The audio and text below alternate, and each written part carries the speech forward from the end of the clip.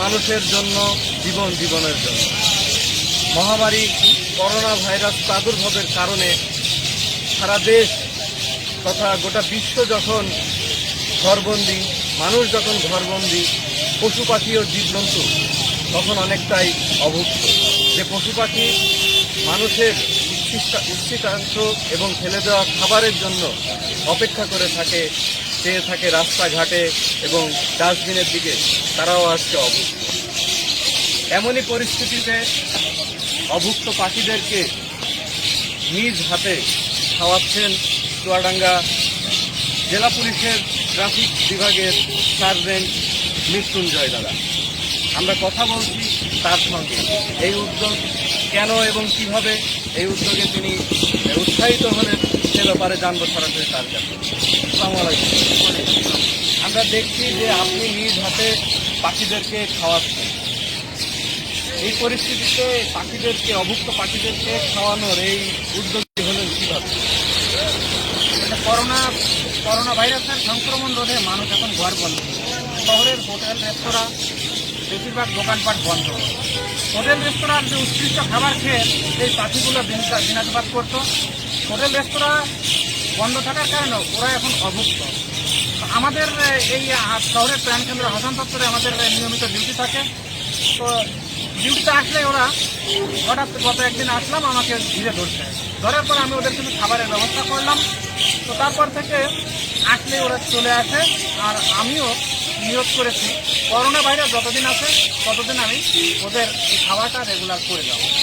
আপনার একজন পুলিশ কর্মকর্তা হিসাবে আপনার নিয়মিত কাজ এই যে রাস্তার মোড়ে দাঁড়িয়ে ট্রাফিকে বিভিন্ন যানবাহন, বৈধ অবৈধ যানবাহন চেকিং করা, এইগুলো দেখাশোনা করা, এত কাজ রেখে আপনি এই পাখিদের খাওয়ানোর মতো এরকম কাজে উদ্যোগী হলেন, এর অনুভূতিটা একটু প্রকাশ করুন।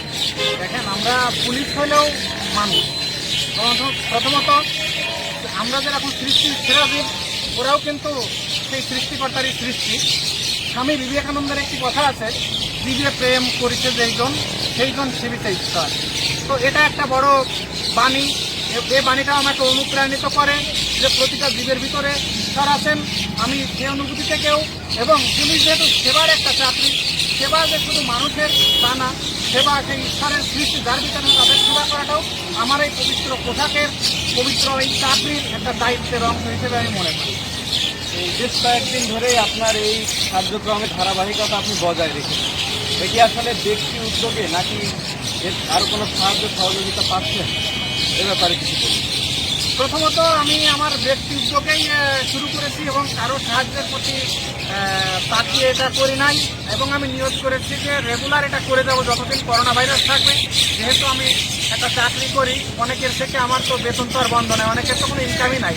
সেই কারণে আর আমার জেলার মাননীয় পুলিশ সুপার অত্যন্ত ভালো মনের মানুষ, স্যার আমাকে ফোন দিয়ে আমার ভিডিওগুলো দেখে স্যার অনুপ্রাণিত হয়েছেন এবং স্যার আমার পক্ষ থেকে বিভিন্ন জায়গায় স্যার পজিটিভ কথা বলছেন এবং আমাকেও বলছেন যে খাবার স্যারের পক্ষ থেকেও আমাকে সহযোগিতা করবেন। সেটা স্যার আমার স্যার আমার একটা বড় অনুপ্রেরণা। দর্শক, আপনাদেরকে জানিয়ে রাখি, কিছুদিন আগে সার্জেন্ট মৃত্যুঞ্জয় চুয়াডাঙ্গা শহীদ হাসান চত্বরের ঠিক এই জায়গাটিতে দাঁড়িয়ে পাখিদেরকে খাওয়াচ্ছিলেন। এমনই একটি ভিডিও তারই মাধ্যমে আমার কাছে পৌঁছায়। ভিডিওটি আমি ফেসবুকে আপলোড করার পরে 24 ঘন্টার মধ্যে প্রায় 1000 মানুষ সেটি শেয়ার করে ছড়িয়ে দিয়েছেন। আরও প্রায় 14,000-এর মতো মানুষ সেটি দেখেছেন। এভাবে ভিডিওটি ছড়িয়ে পড়ার এক পর্যায়ে বাংলাদেশ পুলিশের অফিসিয়াল ফেসবুক পেজ থেকে সেই ভিডিওটি আবারও আপলোড করা হয় এবং সেটি কয়েক লক্ষ ভিউ ছাড়িয়েছে এবং অনবরত এখনো পর্যন্ত শেয়ার হচ্ছে। দর্শক, ভালো কাজ এভাবেই ছড়িয়ে যাক, সর্বত্র ভালো কাজের প্রশংসা পাক, মানুষ উদ্যোগী হোক।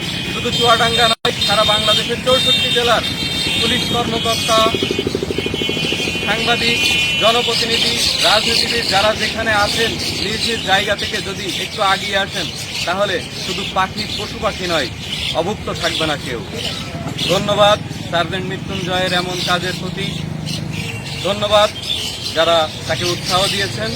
ধন্যবাদ দর্শক।